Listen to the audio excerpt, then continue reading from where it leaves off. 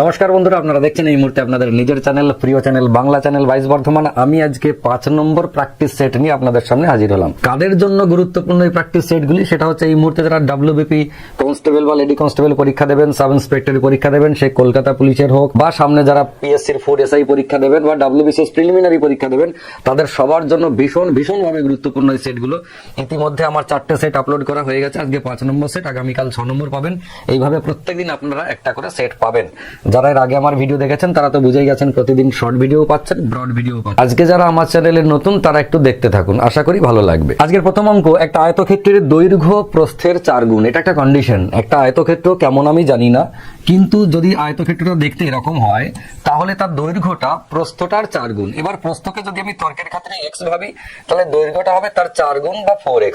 X ধরতে হবে না, আমি এটা আপনাকে ভাবার জন্য যাতে বুঝতে পারেন সহজে যে এ 1 হলে এ 4 হবে। আপনি এটাও ভাবতে পারেন যেটা অনুপাত, যে প্রস্থ যদি 1 হয় তাহলে দৈর্ঘ্য হবে 4, এটাও অনুপাত। এক্স না ধরলেই হলো। কেমন? এটা একটা কন্ডিশন। আর কি বলেছে, যদি ওই আয়তক্ষেত্রের পরিসীমা 40 সেন্টিমিটার হয় তাহলে তার ক্ষেত্রফল কত। এখন আয়তক্ষেত্রে যে পরিসীমা 40 সেন্টিমিটার বলে দিল, আমরা পরিসীমা মানে কি জানি? দুটো দৈর্ঘ্য দুটো প্রস্থের যোগফল। হ্যাঁ, অনেকের মনে হয় যখন আমি পরিসীমার কথা বললাম তখন মনে পড়লো 2 ইন্টু দৈর্ঘ্য প্লাস প্রস্থ। আসলে আমি যেটা বললাম সেটাই, দুটো দৈর্ঘ্য দুটো প্রস্থ, সেটা হচ্ছে 2 ইন্টু দৈর্ঘ্য প্লাস প্রস্থ। কিন্তু 2 ইন্টু দৈর্ঘ্য প্লাস প্রস্থটা থেকে বেরিয়ে এসে যদি আমরা আয়তক্ষেত্রের পরিসীমার মধ্যে দুটো দৈর্ঘ্য আর দুটো প্রস্থের কথা ভাবি, তাহলে আমাদের অঙ্কটা বুঝতে সুবিধা হয়। কিরকম? এইটার মধ্যে দুটো দৈর্ঘ্য দুটো প্রস্থের যোগফল আছে। আমি যদি ওইটাকে হাফ করে দিই, 40কে 2 দিয়ে ভাগ করলাম, 20 হলো। এটা কি হলো? এই 20টা হচ্ছে একটা দৈর্ঘ্য আর একটা প্রস্থের যোগফল। কিন্তু কোনটা কত সেটা আমরা জানি। এটা আমাদেরকে জানাবে কে? এটা জানাবে এই কন্ডিশন। আমি দেখলাম দৈর্ঘ্য আর প্রস্থের যোগফলটা 20, কিন্তু কোনটা কত সেটা কে জানাবে? এই যে প্রস্থর থেকে দৈর্ঘ্য 4 গুণ বলেছিল, তো কোন আয়তক্ষেত্রের প্রস্থর থেকে দৈর্ঘ্য যদি 4 গুণ হয় তাহলে দুজন মিলে কত? দুজন মিলে কিন্তু 5 গুণ, কেননা এ 1 গুণ আর এ 4 গুণ, তাহলে দুজন মিলে 5 গুণ, দুজন মিলে 20। তার মানে আমি কি ভাবলাম, 5 গুণ মানেই কিন্তু 20। তাহলে 1 গুণ মানে কত? 1 গুণ মানে 4। এই যেটা পেয়ে গেলাম, আমার অঙ্ক হয়ে গেল। 1 গুণ মানে 4 মানে কে? তার মানে হচ্ছে এই যে প্রস্থ বাই এক্স, এ হচ্ছে 4, আর যে তার থেকে 4 গুণ, এ হচ্ছে 16। ব্যাস, তার মানে ওই আয়তক্ষেত্রের দৈর্ঘ্য পেলাম 16, প্রস্থ পেলাম 4। তাহলে ক্ষেত্রফল কত? 4 16 64। 4 16 64 বর্গ সেন্টিমিটার। উত্তর হচ্ছে এটা। চলুন আমাদের 2 নম্বর অঙ্ক দেখি। একটা আয়তকার বাগানের দৈর্ঘ্য 4 মিটার বৃদ্ধি করলে, আয়তকার বাগানের দৈর্ঘ্য 4 মিটার বৃদ্ধি করলে ক্ষেত্রফল বৃদ্ধি পায় 16 বর্গমিটার। তার মানে অঙ্কটা হচ্ছে এইরকম, আমার একটা আয়তকার বাগান ছিল এইরকম, এর দৈর্ঘ্য প্রস্থ কত আমি জানি না, কিন্তু যদি আমি এর দৈর্ঘ্যটা 4 মিটার বাড়াই তাহলে ক্ষেত্রফল কত বাড়ে? ক্ষেত্রফল 16 বাড়ে। ক্ষেত্রফল মানে কোনটুকু বাড়বে? নিশ্চয়ই এটুকু বাড়বে, এই এরিয়াটা। এই যে এই এরিয়াটা নিশ্চয়ই বেড়েছে। তাহলে আমি দৈর্ঘ্য 4 মিটার বাড়িয়েছি, যার কারণে ক্ষেত্রফলটা কত বেড়েছে? ক্ষেত্রফল 16 বেড়েছে। এবার আপনি বলুন তো, এই যে 4 মিটার দৈর্ঘ্য কার সাথে গুণ হয়ে 16 হয়েছে? নিশ্চয়ই এই পাশে এও ছিল 4, বোঝা গেল? এও ছিল 4, এই 4টা এই 4-এর সাথে গুণ হয়ে তবে 16 হয়েছে। তো এই সাইডটা কিসের সাইড ছিল? এই সাইডটা ছিল প্রস্থ সাইড। ব্যাস, তার মানে ওই আয়তক্ষেত্র যেটা আগে ছিল তার প্রস্থ কত ছিল? প্রস্থ ছিল 4 মিটার। আপনার এই ধরনের অঙ্ক আরো কত রকম আসে দেখুন। আয়তক্ষেত্রের দৈর্ঘ্য 5 মিটার বৃদ্ধি করলাম, ক্ষেত্রফল 20 বর্গমিটার বৃদ্ধি পেল। তো 5 কার সাথে গুণ হয়েছে? 4-এর সাথে। তাহলে 4টাকে, 4টাই প্রস্থ। দেখুন, অঙ্ক রিডিং পড়তে পড়তে আপনার হয়ে যাবে। এটা যেমন বৃদ্ধির কথা বললো, হ্রাসের কথাও বলতে পারে। যে একটা আয়তক্ষেত্রের দৈর্ঘ্যটাকে আমি 5 মিটার কমালাম, যার কারণে 20 বর্গমিটার কমে গেল ক্ষেত্রফল। তো 5 মিটার যে কমিয়ে এই দিকে আনলাম, যে 20 কমলো, মানে এই জায়গাটা কমে গেল। এই যে 5 কার সাথে গুণ হয়েছিল? এ 4-এর সাথে গুণ হয়েছিল, তবে কি ক্ষেত্রফল 20 ছিল। মানে হ্রাস পেলে উত্তর একই, বৃদ্ধি পেলে উত্তর একই। আপনাকে শুধু একটু লজিকটা সেট করতে হবে, কেন এরকম হলো। আর আপনি এক্স টেক্স ধরে যদি করেন তাহলে মোটামুটি 1 মিনিটে ধাক্কা আছে অঙ্কটাতে। 3 নম্বর অঙ্ক। একটা পরীক্ষায় 70% পরীক্ষার্থী ইংরেজিতে, 80% অঙ্কে পাস করে, কিন্তু 10% উভয় বিষয়ে ফেল করে। আর কি কন্ডিশন? 144 জন ছাত্র উভয় বিষয়ে পাস। এই ধরনের অঙ্ক অন্যরা কে কেমন করায় আমি জানি না, কিন্তু আমি সবসময় একটা বড় রসগোল্লা বানিয়ে অঙ্কটাকে করাই। রসগোল্লা মানে কি রকম? আপনি যদি এই ছবিটা এঁকে নিতে পারেন তাহলে অঙ্ক আপনার জন্য জলবৎ তরলং, মানে জলের মতো তরল। কিরকম দেখুন, একটা পরীক্ষায় 70% পরীক্ষার্থী ইংরেজিতে পাস করেছে। 70 মানে গোটাটাকে যদি আমি 100 ধরি তাহলে 70% মোটামুটি এইটা আমি বলতে পারি। এই দিকটা হচ্ছে কিসের? এই দিকটা হচ্ছে 70%, এবং সেটা কিসে পাস করেছে? ইংরেজিতে পাস করেছে। আমি লিখে রাখলাম, খুব ভালো কথা। এবং আরেকটা কন্ডিশন কি আছে? অঙ্ক পাস করেছে 80%। অঙ্ক মানে গোটাটা যদি 100 হয় তাহলে মোটামুটি 80 আমি এরকম করে আঁকতে পারি। এই দিকটা হচ্ছে 80% এবং এটা হচ্ছে কিসের, এটা হচ্ছে ম্যাথ। আর কি ছিল কন্ডিশনে, 10% উভয় বিষয়ে ফেল করে। এই 10% উভয় বিষয়ে ফেল করে সেই এরিয়াটা কোনটা, সেটা হচ্ছে এইটা 10%। এটা কি, এটা হচ্ছে ফেল। বাস এটুকু যদি আপনি করতে পারেন আপনার অঙ্ক শেষ। কিভাবে করতে হয় দেখুন, প্রথম কথা 70% ইংরেজিতে পাস করেছে, 80% অঙ্কে পাস করেছে, এবং ফেল যদি বলে তাহলে তার জন্য উভয় বিষয় ফেল, তার জন্য একটা জায়গা রাখতেই হবে। এরকম ভাবে ছবিটা আঁকলাম। এবার আপনি ভালো করে তাকিয়ে দেখুন এই জায়গাটা কিসের, এই জায়গাটা কিন্তু উভয় বিষয়ে পাস। এই জায়গা কেননা যারা ইংরেজি পাস করেছে তারা এইটা, যারা অঙ্ক পাস করেছে তারা ওইটা, তার মানে এই জায়গাটা কমন হলো। আমি কমন ছবি কেন আঁকলাম সেটা কিভাবে আপনি আইডেন্টিফাই করবেন যে ছবিটা কেমন হবে। ছবি আঁকতে পারলেই অঙ্ক শেষ, তাহলে ছবিটা কেমন হবে দেখুন। আপনাকে মাথায় রাখতে হবে 10% উভয় বিষয়ে ফেল করেছে। 10% ফেল মানে 100 থেকে 10 বাদ দিয়ে রইল কত, 90। রয়ে গেল কত, 90। এটা হচ্ছে পাস, পাসের দিকে। তাতে একটা সাবজেক্টে করুক, দুটোই করুক, তিনটোই করুক, হাজার গুচ্ছেন যা খুশিতে পাস করুক, সবাই মিলে হবে 90। আর ফেল একা, এ কারোর মধ্যে নাই। এ হচ্ছে পাকিস্তান, এক ঘরে হয়ে গেছে, ও কারোর মধ্যে নাই, ও হচ্ছে 10%। এরা এবারে বাকিরা সবাই 90। এবার বাকিরা মানে কারা কারা, আমার এখানে ইংরেজি আর অঙ্কতে পাশের কথা বলেছে, তার মানে ইংরেজি আর অঙ্ক মিলে 90। এখন কপাল এত খারাপ, ইংরেজি বলছে 70%, অঙ্ক বলছে 80%। দুজন মিলে 90 কি করে হয়? তার মানে আপনাকে ভেবে নিতে হবে এরা দুজন মিলে যদি 90 হয়, আবার একটা 70 আর একটা 80, তার মানে একজন আরেকজনের উপরে চেপেছে, একজন আরেকজনের উপরে চেপে তবে 90 পূরণ করেছে। কতটা চেপেছে, এই 80 আর 70 যদি আমরা যোগ করি তাহলে 150 হলো 150। এবার যদি 90 হতে হয় এরা যোগ করে, আমার যোগে তো হয়ে গেছে কত, আমার যোগে হয়ে গেল 150, কিন্তু হিসেব অনুযায়ী হওয়ার কথা 90, তার মানে কত এক্সট্রা চেপে গেছে, 60। তার মানে এই প্লেসটা হচ্ছে 60%। বোঝা গেল? এইটা আপনাকে একটু বুঝে নিয়ে ছবিটা আপনি যেদিন আঁকতে পারবেন, প্রথম প্রথম হয়তো 6 মাস আপনার লেগে যেতে পারে যে এটাকে ভেবে চিন্তে ছবিটা আঁকা। 6 মাস পর চাকরির পরীক্ষার প্রস্তুতিতে আপনি কি 6 মাস নেবেন না? 6 মাস নিয়ে পাস হয় না। তো 6 মাস পর আপনার মনে হবে এই অঙ্কগুলো এত ইজি, এত ইজি, যা অঙ্ক আসুক, যত কঠিন এই পাশ ফেল থেকে আসুক, সমস্ত ছবি আপনি জলের মতো এঁকে ফেলতে পারছেন এবং চোখে দেখতে পাচ্ছেন। তো ছবি আঁকার স্টাইলটা হচ্ছে এইরকম, 60% জায়গা আমাকে চাপাতেই হবে। তাহলে এই সবুজকালী 60% জায়গা কি জায়গা, এটা হচ্ছে এই 144 জন যেটা উভয় বিষয়ে পাশ করেছে। তার মানে 60%ই হচ্ছে কত, 144 জন। এটি হয়ে গেল আপনার ক্লু সেন্টেন্স। এই জিনিসটি আপনাকে বার করতে হবে পাশ ফেলের অঙ্ক থেকে, যে 60% মানে হচ্ছে 144 জন। তাহলে 1% মানে কত, বাই 60, আর 100% মানে কত, ইন্টু এখানে 100 দিয়ে কাটাকাটি করলে হবে 240। তাহলে টোটাল পরীক্ষার্থী হচ্ছে 240 জন। উত্তর কত, 240। এবার এখান থেকে আপনাকে হাজার গুচ্ছেন প্রশ্ন দিতে পারে। যেমন বলতে পারে সমস্ত অঙ্ক বলে দিল, যা ডেটা আছে তাই বলে দিয়ে জিজ্ঞেস করলো এই যে তবে মোট পরীক্ষার্থী কত, এইটা জিজ্ঞেস না করে আপনাকে বলবে শুধুমাত্র অঙ্কতে কতজন পাশ করেছে। এবার আপনি ভেবে দেখুন, অঙ্কতে পাশ ছিল 80%, তার মধ্যে ইংরেজিতে পাশ করেছে আবার 60% ইংরেজির দলে ঢুকে আছে, তাহলে শুধুমাত্র অঙ্ক কিন্তু মাত্র 20%। এবার আপনি করবেন কি করে, এই লাইনটা আপনার দরকার। কোনটা দরকার, এই লাইনটা। 60% মানে হচ্ছে আপনার 144, তাহলে 20% সমান কত, এর 3/1। শুধুমাত্র ইংরেজিতে পাস কত, দেখুন ইংরেজিতে ছিল 70, 60% এ দলেও ঢুকে আছে, তাহলে শুধু ইংরেজি মানে এই জায়গাটা 10%, এটা 10, শুধু অঙ্ক 20, উভয় বিষয়ে ফেল 10, উভয় বিষয়ে পাস 60। এই তো সবগুলো ডেটা হয়ে গেল। এতগুলো কোশ্চেন আপনার কাছে জানতে চাইতে পারে, কিন্তু আপনাকে টার্গেট রাখতে হবে এইটি বার করার। এই বাবা জীবনকে বার করতে না পারলে আপনার কোনো কাজ হবে না। ওই অরিজিনাল যে জোনটা বলবে, যত জোন, সে বাস্তবে কত পার্সেন্টের সঙ্গে সমান, এটা ট্যালি করলেই অঙ্ক শেষ। ঠিক আছে, চলে আসি আমরা নেক্সট অঙ্ক। ভীষণ ভালো অঙ্ক। এই অঙ্ক ইউটিউবে আমার প্রথম দিকে সব থেকে বেশি জনপ্রিয়তা পেয়েছিল এই ধরনের অঙ্কগুলোতে, গরু মহিষ, যেটা অনেকে অনেক রকম ভাবে করায়, কিন্তু আমি গোয়াল বানিয়ে, গরু আর মহিষ অরিজিনালি গোয়াল ঘর বানিয়ে অঙ্ক করিয়েছিলাম। আমি আবার একবার আপনাদেরকে দেখাতে চলেছি, আশা করি এটা সারা জীবনে আপনাদের ভুল হবে না। একজন লোক 15টা গরু এবং মহিষ কিনেছিলেন, 15টা গরু মহিষ, কোনটা কতগুলো জানি না, জানার দরকারও নাই, কিন্তু টোটাল কত টাকা দিয়ে, 33,000 টাকা। 33,000 টাকা দিয়ে 15টা গরু মহিষ কিনে, প্রতিটা গরুর দাম 2,000 টাকা এবং প্রতিটা মহিষের দাম 2,500 টাকা হলে কয়টি গরু এবং কয়টি মহিষ কিনেছিলেন? গরুর দাম 2,000 টাকা আর 2,500 টাকা শুনে হাসবেন না কেউ, কেননা আজকের দিনে যদিও 2,000 টাকায় গরু পাওয়া যায় না, কিন্তু এই গরু হতে পারে বাছুর কিনেছে, আবার হতে পারে প্লাস্টিকের গরু কিনেছে, রিমোট কন্ট্রোল, সে যাই হোক না কেন সেটা বিষয় নয়, আমার গরু মহিষ হলেই হলো। প্রথম কাজ আপনার কি হবে, প্রথম কাজ হচ্ছে দেখুন, এই যে 15টা টোটাল গরু মহিষ মিলে কিনেছে, এর মধ্যে গরু কটা এটা ধরে নিচ্ছে জি, মহিষ হচ্ছে এম।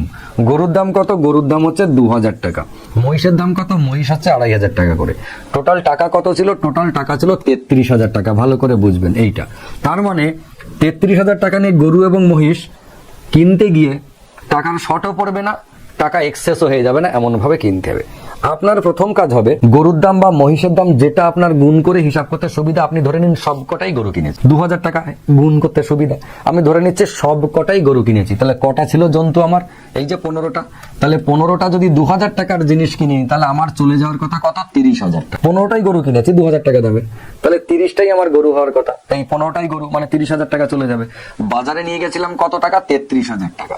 তার মানে আমার কাছে এখনো 3,000 টাকা আছে। 3,000 টাকা কি করবো? আমি তো সবাইকে গরু কিনেছি, সাদা গরু কিনেছি, আর মহিষ হচ্ছে কালো। বুঝবেন 3,000 টাকা যে এক্সট্রা আছে, আমি এটাকে কি করব? গরু আর মহিষের দামের যে ফারাক 500 টাকার নোট, এই 500 টাকার নোটে ভাঙিয়ে নেবো আমি এই 3,000 টাকাটা দিয়ে। কটা হবে? 6টা।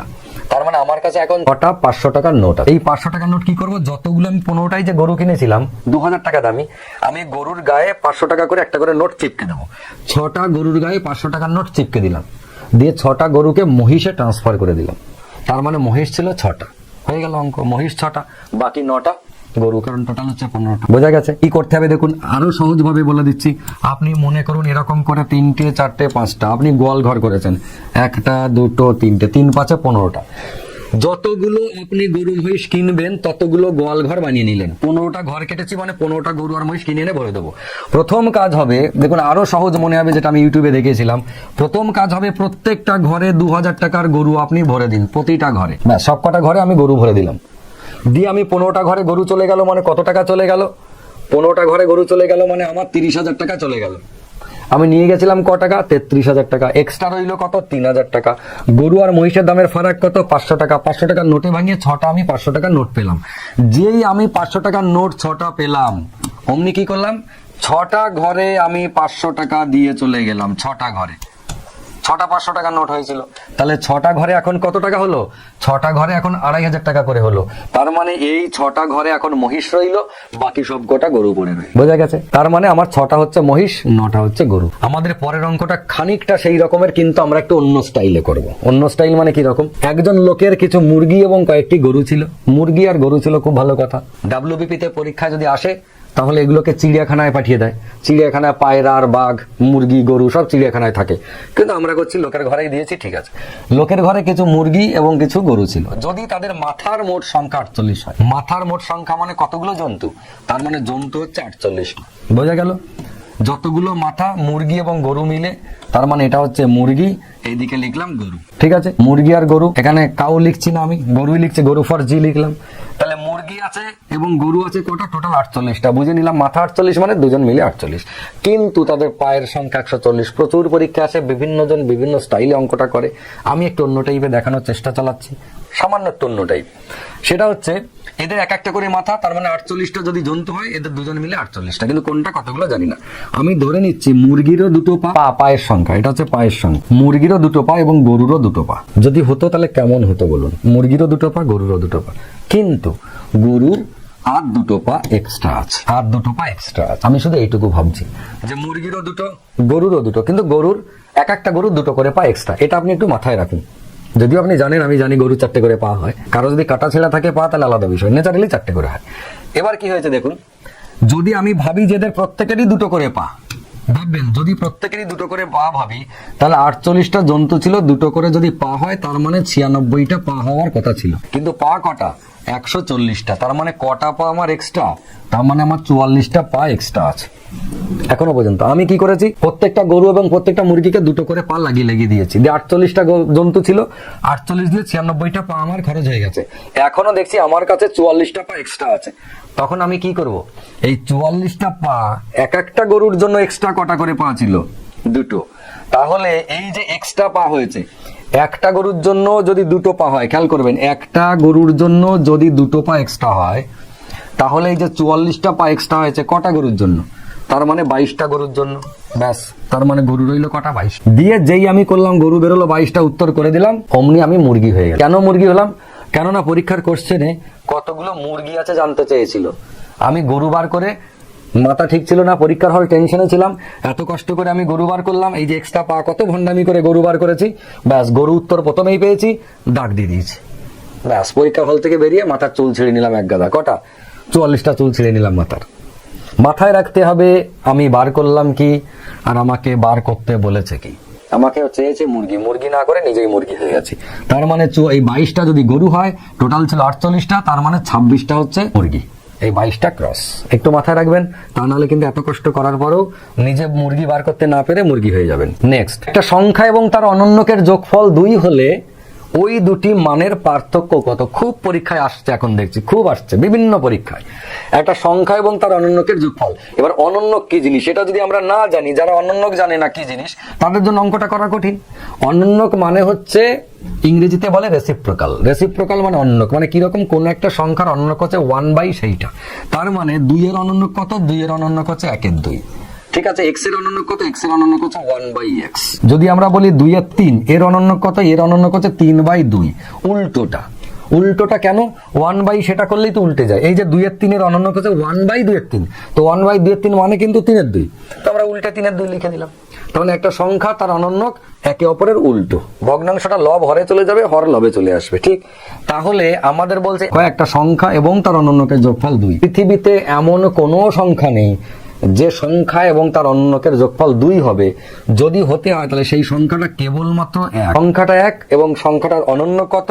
সংখ্যাটার অনন্যক 1/1, তার মানে সেও 1। তাহলে 1 আর প্লাস 1 এই দুটো যোগ করলেই একমাত্র 2 হয়। পৃথিবীতে আর কোনো সংখ্যা নাই যার যোগ করলে অনন্যক এবং সেই সংখ্যাটা যোগ করলে 2 হতে পারে, সেই সংখ্যাটা 1 হতেই হবে, এছাড়া আর কেউ নাই। আমি বারবার বলছি কিন্তু কথাটা, কেননা খুব পরীক্ষায় আসছে ইদানিং একটা সংখ্যা এবং তার অনন্যকে নিয়ে অনেক নাড়াঘাটা হচ্ছে। যেমন আরেকটা কোশ্চেন আসে, আমি আপনাদেরকে বলে দিই, একটা সংখ্যা এবং তার অনন্যকের গুণফল সর্বদা ড্যাশ হবে। এটা পরীক্ষায় কোশ্চেন দিচ্ছে, অপশনে বিভিন্ন রকম দিচ্ছে। তাহলে একটা সংখ্যা এবং তার অনন্যকের গুণফল কত হওয়ার কথা বলুন তো? এই সংখ্যাটা এবং তার অনন্যকের গুণফল কত হওয়ার কথা? এই সংখ্যা এবং তার অনন্যকের গুণফল কত হওয়ার কথা? প্রত্যেকটা খেয়াল করে দেখুন, সংখ্যার অনন্য কেটে গিয়ে 1, সংখ্যা অনন্য কেটে গিয়ে 1, এইটা কাটলো, ওপর নিচে কাটলো, কেটে গিয়ে 1। তার মানে একটা সংখ্যা এবং তার অনন্যকের গুণফল অলওয়েজ 1, অনলি 1। সেই রকম ভাবে এই অঙ্কটা কি, একটা সংখ্যা এবং তার অনন্যকের যোগফল যদি 2 হতে হয়, তাহলে সংখ্যা দুটো অবশ্যই একজন 1, একজন হচ্ছে 1/1। অনন্যক হলো। এবার যোগফল 2 পেলাম। আমাদের কোশ্চেনে জানতে কি চেয়েছে? ওই দুটি মানের পার্থক্য কত? ওই দুটি মান মানে একটা সংখ্যা এবং তার অনন্যকের পার্থক্য কত? 1 - 1 মানে 0। বড় একটা রসগোল্লা। উত্তর কোনটা? Option D. আশা করি বুঝতে পেরেছেন। কেমন লাগলো জানাবেন। হোম টাস্ক দিলাম না, আমি প্রত্যেকদিন শর্ট ভিডিও দিচ্ছি একটা করে, সেই শর্ট ভিডিওতে হোম টাস্ক থাকছে। আপনারা হোম টাস্কটা করে তার রিপ্লাই অবশ্যই কমেন্ট বক্সে দেবেন, তাহলে বুঝবো আপনারা ভিডিওটা দেখছেন এবং আপনাদের ভালো লাগছে, পছন্দ হচ্ছে, আপনাদের কাজের জিনিস হচ্ছে। যেতে যেতে একটা কথা বলে রাখি, প্রতিদিন যে আমি শর্ট ভিডিও দিচ্ছি, সেই শর্ট ভিডিওটা তো 59 সেকেন্ডের মধ্যে করতে হয়, যার কারণে আমাকে প্রচুর স্পিডে বলতে হয়, অনেক কথা বাদ দিতে হয়। বোঝানোর ইচ্ছা থাকলেও কেন সেই রকম হলো ট্রিক্সটা, সেটা বোঝাতে পারি না ওইটার মধ্যে। কিন্তু আপনাদের ডিমান্ড রয়েছে যে ট্রিক্সটা ওরকম কেন হলো, কিছু তো ব্যাকগ্রাউন্ডে কারণ আছেই। হ্যাঁ, অবশ্যই প্রত্যেকটা ট্রিক্সের ব্যাকগ্রাউন্ডে অবশ্যই বড় বড় কারণ আছে। ব্যাকগ্রাউন্ডে অনেক বড় বড় চিন্তা ভাবনা এবং সেটাকে ছোট করে ট্রিক্স আকারে দেখানো হয়েছে। পরীক্ষায় পাস করতে গেলে আপনাকে ট্রিক্স অ্যাপ্লাই করতে হবে, আর যদি জ্ঞান বাড়াতে যান তাহলে আপনাকে ব্রড শিখতে হবে। ঠিক, এবার আমাদের প্রত্যেকের উচিত ব্রডটাকে শিখে রাখা জ্ঞান বাড়ানোর জন্য, এবং ট্রিক্সটাকে শিখে রাখা পরীক্ষার হলে অ্যাপ্লাই করে কম সময় উত্তর করে সিলেকশন আনার জন্য নিজের। সেই জন্য আজকে সোমবার যদি আমি কোনো শর্ট ভিডিও অ্যাপ্লাই করি, তাহলে সেই শর্ট ভিডিওটার ব্রড কনসেপ্ট আগামী সোমবার সেম চ্যানেলেই আপলোড হচ্ছে। আপনারা এই মুহূর্তে ভিডিও দেখছেন 22 বর্ধমান চ্যানেলে, কিন্তু আমাদের আরেকটা চ্যানেল রয়েছে শুধুমাত্র অঙ্কের জন্য। আমি নতুন চ্যানেল করেছি, সেটা হচ্ছে 22 ম্যাথ পাগলা। এই হচ্ছে চ্যানেলটার নাম, 22 ম্যাথ পাগলা। এইটাতে শুধুমাত্র অঙ্ক থাকবে, আর কিচ্ছু থাকবে না এইটাতে। কিন্তু 22 বর্ধমান যে চ্যানেল, এখানে আপনারা সবকিছু পাবেন, জিকে পাবেন, ইংরেজি পাবেন, অঙ্ক পাবেন, আমাদের মোটিভেশন পাবেন, চাকরির পরীক্ষার খবরাখবর পাবেন, সবকিছু মিক্স থাকবে এই 22 বর্ধমানে, যেটা আগে থেকে চলে এসেছে। কিন্তু এই চ্যানেলটাতে অনলি ম্যাথ থাকবে আমার। আপাতত আজকে আসি, আগামীকাল আপনাদের নতুন পার্ট নিয়ে হাজির হবো। ততক্ষণ সবাই ভালো থাকুন, সুস্থ থাকুন, সুন্দর থাকুন এবং দেখতে থাকুন আপনাদের নিজের চ্যানেল, প্রিয় চ্যানেল 22 বর্ধমান। নমস্কার।